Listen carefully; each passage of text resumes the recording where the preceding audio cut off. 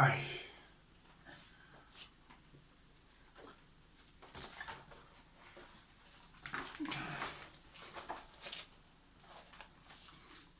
Bonsoir. Je vous salue au nom de notre Seigneur et Sauveur Jésus-Christ. Je vous salue parce que je suis heureux et content d'être encore une fois parmi vous. Car j'ai la joie et le privilège de pouvoir vous apporter un nouveau message ce soir. Un message de la révélation de la part de notre Seigneur Jésus-Christ.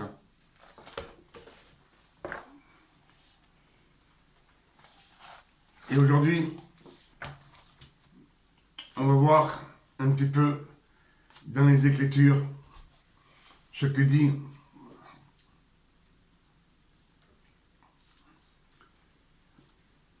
Jérémie 31, verset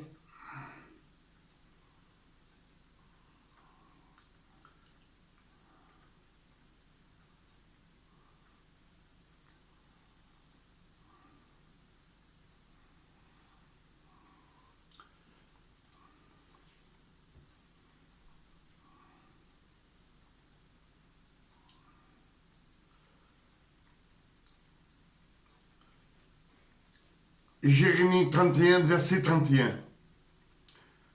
Voici les jours viennent, dit l'Éternel, où je ferai avec la maison d'Israël et la maison de Juda une alliance nouvelle. Non comme l'alliance que j'ai traitée avec leur père, le jour où je les ai saisis par la main pour les faire sortir du pays d'Égypte. Alliance qu'ils ont violée. Cette alliance, ils l'ont rompue. Ils ne l'ont pas voulu. Pour ça, l'Éternel dit que cette alliance, ils l'avaient violée. Quoique je fusse leur maître, dit l'Éternel. Mais voici l'alliance que je ferai avec la maison d'Israël. Après ces jours-là, dit l'Éternel, je mettrai ma loi au-dedans d'eux.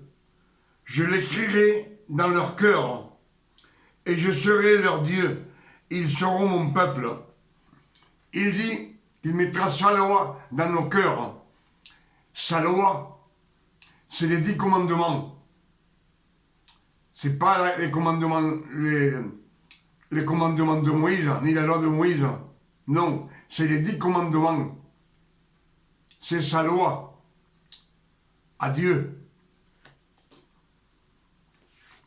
Je mettrai ma loi au-dedans d'eux et je l'écrirai dans leur cœur et je serai leur Dieu et ils seront mon peuple. Celui-ci n'enseignera plus son prochain. Il n'enseignera plus son prochain. Ni celui-là enseignera son frère. En disant, connaissez l'Éternel, car tous me connaîtront, depuis le plus petit jusqu'au plus grand, dit l'Éternel.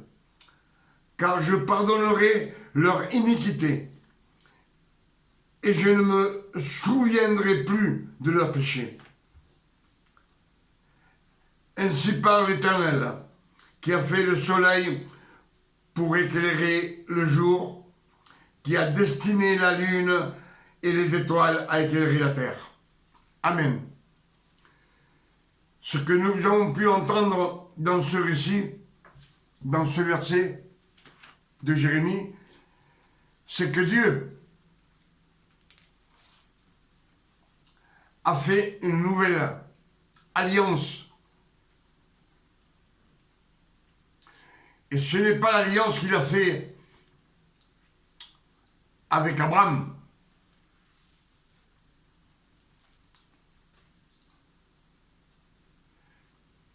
non pas avec Abraham, mais l'alliance qu'il a fait avec Moïse. Parce que l'alliance qu'il a fait avec Moïse, la loi de Moïse, Dieu voulait leur donner les 10 commandements, mais ils ne les ont pas voulu.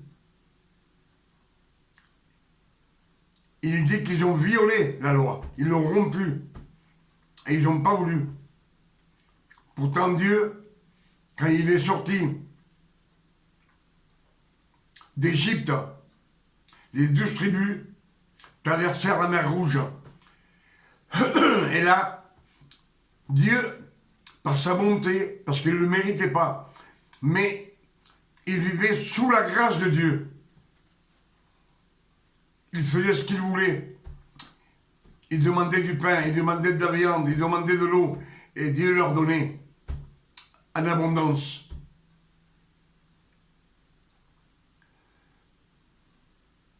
Jusqu'au jour où Dieu a voulu lui donner les 10 commandements, puis ils ont péché. C'est là qu'ils ont fait le veau d'or.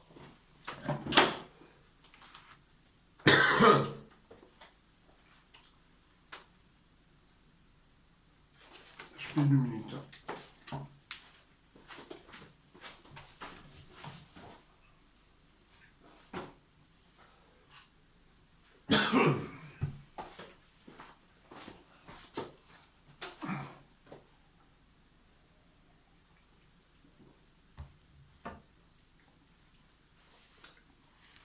Et quand Dieu parle de la nouvelle alliance,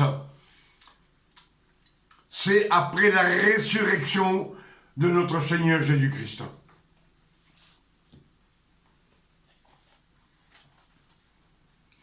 Qu'il dit qu'il pardonnera nos iniquités et tous nos péchés.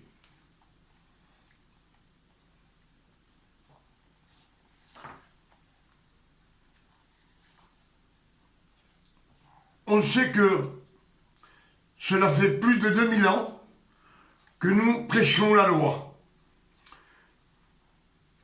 que Christ nous a laissé, écrit dans les 4 évangiles. Mais nous savons que Christ est venu accomplir la loi. Car Christ dit, je ne suis pas venu abolir la loi, mais je suis venu accomplir la loi, afin de racheter tous ceux qui sont sous la loi. Et Christ, à sa résurrection, avec son sang précieux, a lavé de tout péché,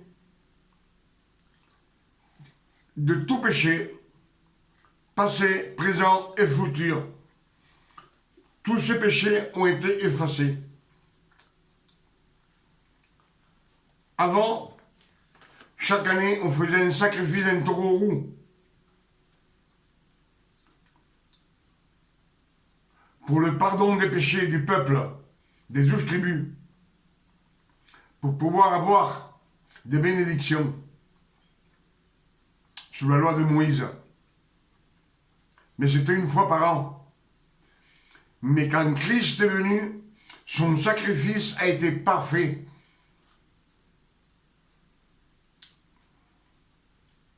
Avec son propre corps, il a fait le sacrifice parfait. Pour toute l'éternité. Il ne faut plus de sacrifice, c'est fini.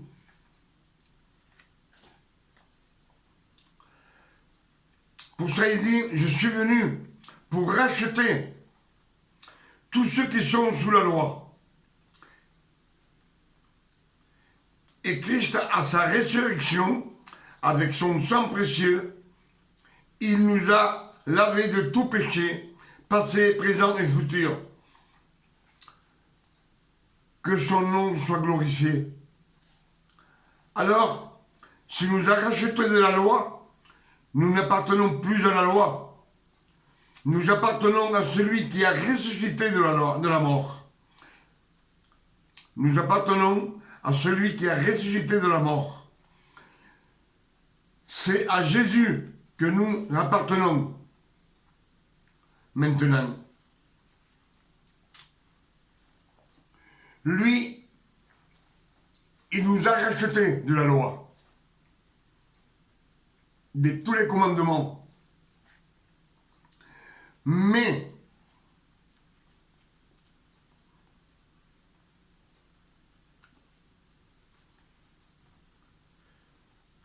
comme les 10 commandements, Dieu les a mis dans notre cœur.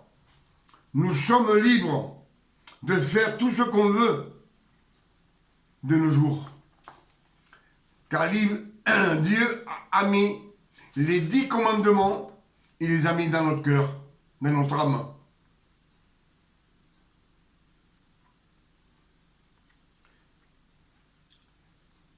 Et quand on vient dans la grâce à Jésus, on est fils de Dieu. Et nous sommes libres de faire tout ce qu'on veut. Car Jésus dit, tout est accompli, tout est permis, mais tout n'est pas utile. Il veut nous dire que tu fasses ce que tu veux, mais respecte les 10 commandements que tu as dans ton cœur, car tu es le temple du Saint-Esprit. Et oui, tu peux faire tout ce que tu veux, mais tu as 10 commandements ici.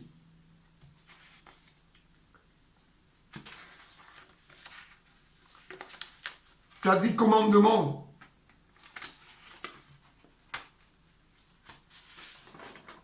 Pour ça, Christ, il dit, venez à moi, vous qui êtes fatigués et chargés. Je vous déchargerai et je vous donnerai du repos. Parce qu'on va méditer ces 10 commandements. Les 10 commandements, on va un petit peu les méditer. Tu aimeras ton Dieu par-dessus tout. De tout ton cœur, de toute ton âme, de toutes tes pensées. C'est un commandement d'amour. C'est pas un commandement. C'est de l'amour de Dieu. Tu honoreras ton père et ta mère.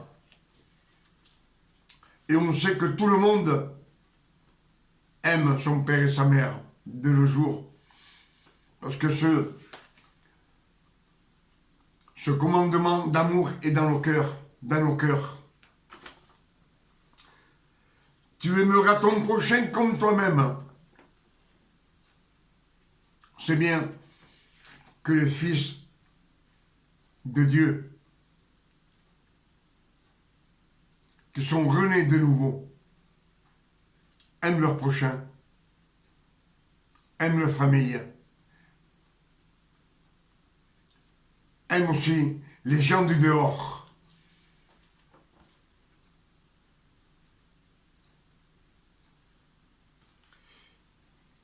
Et ces 3 commandements, c'est pour l'amour, la résurrection. Et oui.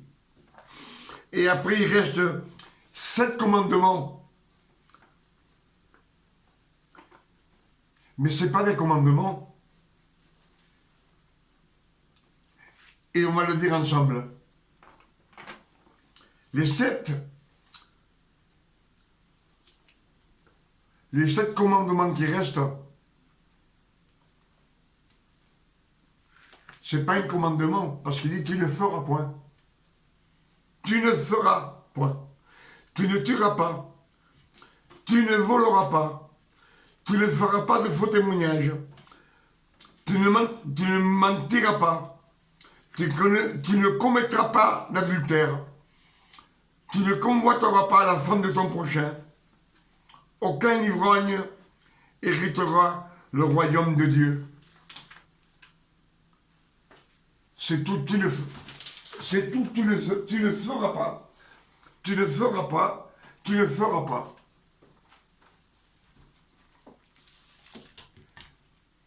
Tu ne feras pas.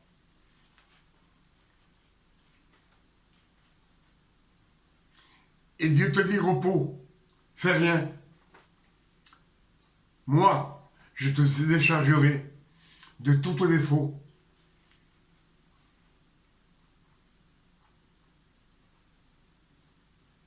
Ils te disent de ne rien faire. C'est pas de travailler, c'est de rien faire. Rien faire. Ne fais pas ça. Et puis, il te dit pas, fais ça, non. À l'ivrogne, il dit, sois pas un ivrogne. Hein. Faut pas voir. Il faut pas.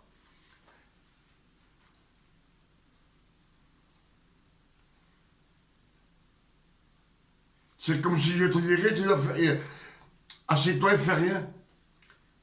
Ce sont les 7 commandements. Les 7 commandements, le numéro 7, c'est la perfection pour notre Seigneur. Je pense que j'étais clair un petit peu avec vous.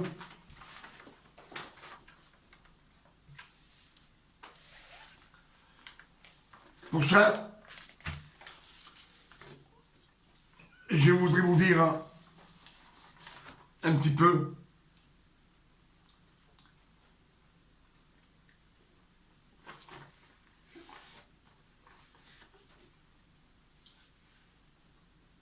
avant, quand Dieu donna la loi à Moïse, quand Dieu donna la loi à Moïse, c'était juste pour les 12 tribus. Mais les autres peuples se moquaient d'eux. C'était la première alliance.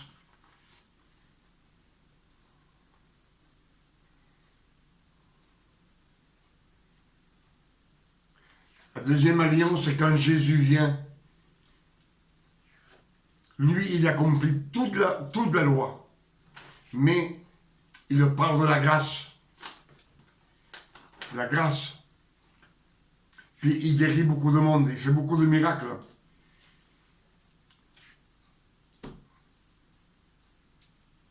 Et pour ça, ils veulent le tuer. Et ils finissent par le tuer. C'est la deuxième alliance. Et la troisième, quand Jésus, le Saint-Esprit donna la révélation à Pierre et à Paul, ils le crurent pas. Ils ne voulaient pas le croire. Pour ça qu'ils les tuèrent. Ils étaient contre. Pour la troisième fois. Mais la troisième fois, c'est la bonne. C'est les révélations de notre Seigneur Jésus-Christ. Quand lui a pris le pouvoir, que Dieu lui a donné tout pouvoir à Jésus. Il est Dieu. Pour ça, il est à la droite du Père. Et quand tu pèches, Dieu ne le voit pas. Il voit Jésus. Il voit le sang de Jésus qui a souffert pour toi, qui t'a racheté. Et il dit bien, dans Jérémie 31, au verset 33, je pardonnerai toutes ces iniquités, tous ces péchés, je m'en souviendrai plus.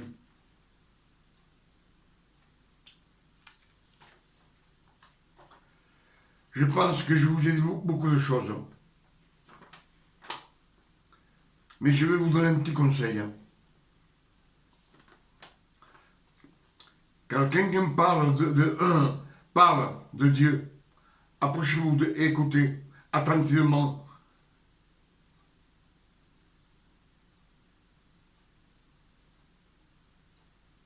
Non pas pour l'amour de cette personne, mais par amour pour la parole de Dieu. Ne négligez pas la parole de Dieu. Car dans la parole, il y a des révélations du Saint-Esprit. Toute parole de Dieu est sortie de la Bible, des versets, est profitable. Car toute parole est inspirée de Dieu et toute parole est utile. C'est ce que je voulais vous dire. Quand quelqu'un parle et vous l'écoutez attentivement, ne négligez pas la parole. Toute parole est inspirée de Dieu. Tout ce qui sort des versets est inspiré de Dieu.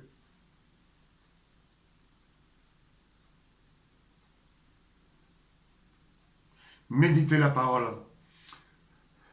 Je dis à ceux qui ont regardé cette vidéo, qui m'ont entendu parler, souvenez-vous que ce que je vous ai dit vient des Écritures.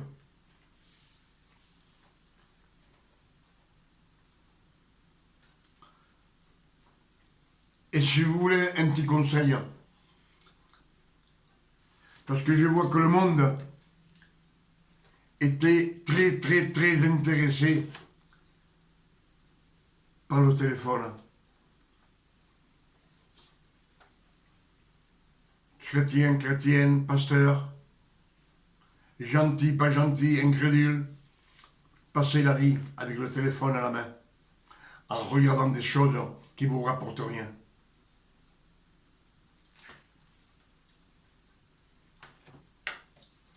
Au lieu de passer autant de temps en regardant ce qui se passe à Marseille, à Paris, en Espagne, les forêts qui brûlent, ça ne vous rapporte rien tout ça. La guerre en Ukraine, ça ne vous rapporte rien. Qu'est-ce que ça vous rapporte? Les infos, on est content de voir mes infos. Qu'est-ce que ça te rapporte? Ça ne te rapporte rien du tout. Si, de la tristesse. Parce que tu vois dans la guerre, en Ukraine, le bombardement, les personnes tuées. Et eux, ils le font exprès, ils mettent des petits enfants. Pour que tu aies de la peine.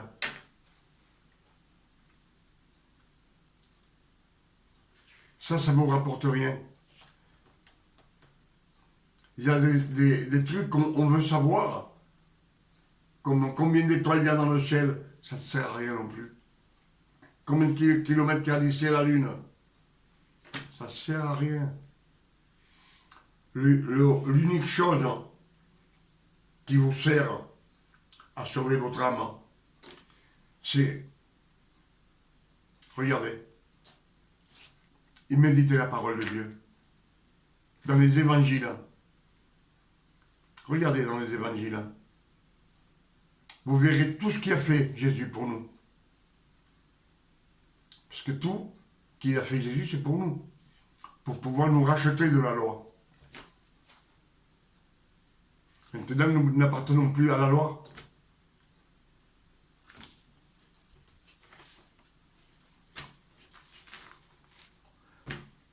On dit qu'on peut faire tout ce qu'on veut. Tout ce qu'on veut, on peut faire.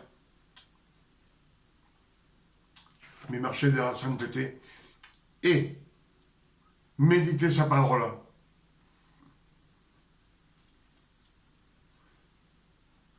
Dans la Bible, vous savez qu'il y a 31 102 versets. Et c'est 31 102 révélations qu'on a à chercher. Bien sûr qu'on ne pourra pas tous les chercher. Mais ce que je vais vous dire,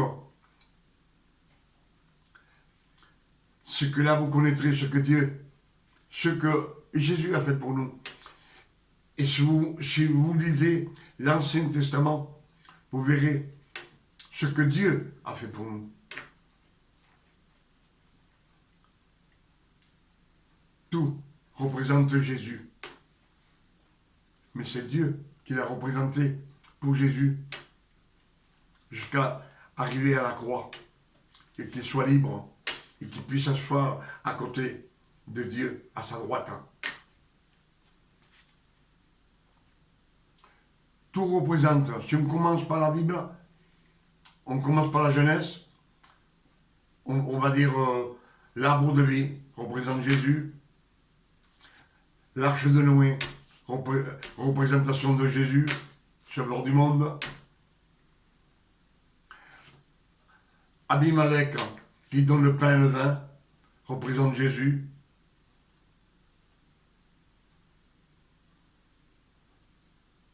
Isaac qui porte le bois sur le dos à la montagne pour le sacrifice.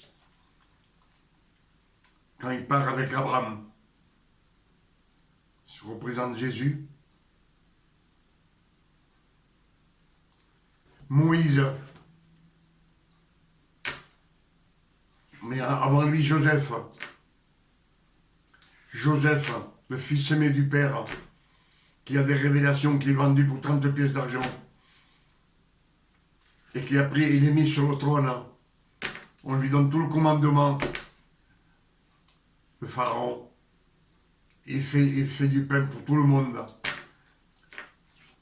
pour son peuple, et pour les incrédules, pour les gentils. Puis il se marie avec une qui n'est pas chrétienne. Lui aussi, c'est de représentation de Jésus. Moïse, qui sort le peuple de l'esclavage, il le mène à la grâce. C'est une représentation de Jésus. Le serpent d'airain représente Jésus. Élie, qui ressuscite un enfant. Il multiplie la farine et l'huile. Et Dieu l'amène avec lui dans un chariot de feu. Ça représente Jésus.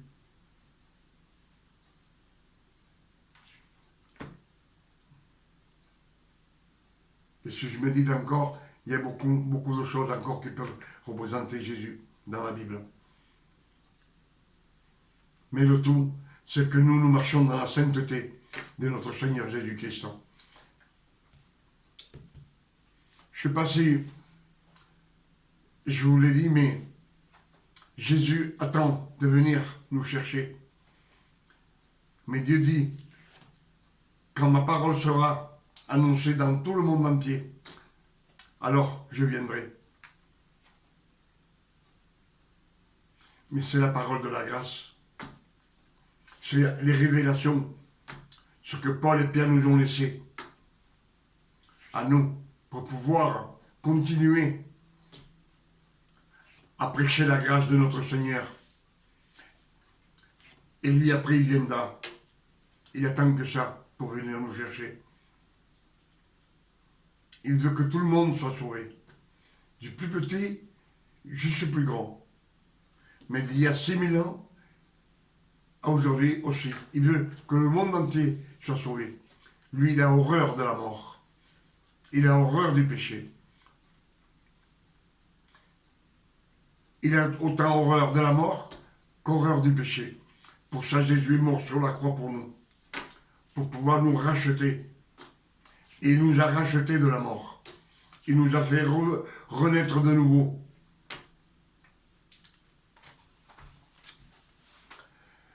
Je pense que je vous ai dit beaucoup de choses ce soir.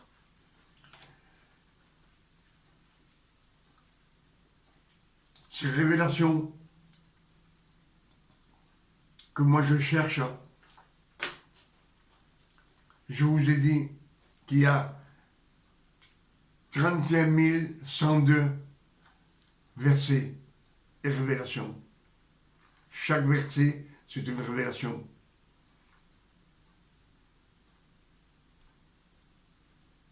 « 23 145 dans l'Ancien Testament.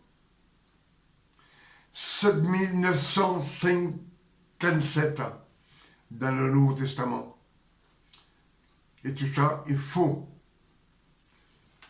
Bien sûr qu'on ne peut pas tout. On peut pas tout déchiffrer. On ne peut pas tous les avoir. Mais si toi, tu peux avoir des révélations et les partager avec tes frères et avec le monde. Si l'autre a des révélations, il peut les partager avec ses frères. Si moi j'ai 2 révélations et je peux les partager avec vous, je les partage. Je veux les partager avec vous. Je ne veux pas rien garder pour moi.